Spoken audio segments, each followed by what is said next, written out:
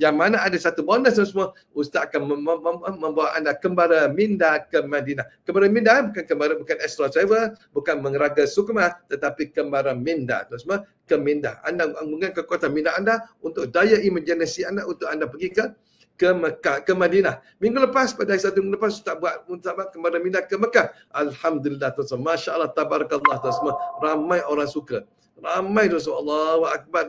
Testimoni banyak yang Ustaz dapat dan Ustaz rakam testimoni mereka tu semua untuk jadi satu semangat untuk orang-orang yang ingin mengembara. Jadi pada minggu lepas anda mengembara ke Mekah, sekarang ni Ustaz akan bawa anda kembara Madinah, ke Madinah. Kita ziarah Rasulullah SAW, kekasih kita, kasih yang kita sayangi dan kita sayangi, kekasih kita, seorang makhluk Allah Ta'ala, seorang hamba Allah Ta'ala, hamba sebenarnya hamba dan semua yang banyak menangis untuk kita. Dalam hidup mereka dalam hidup Rasulullah SAW, beliau baginda banyak menangis untuk kita. Walaupun dia tak pernah jumpa kita, walaupun dia baginda belum pernah jumpa kita, tapi dia sudah menangis untuk kita. Dan kita bagaimana tuan-tuan?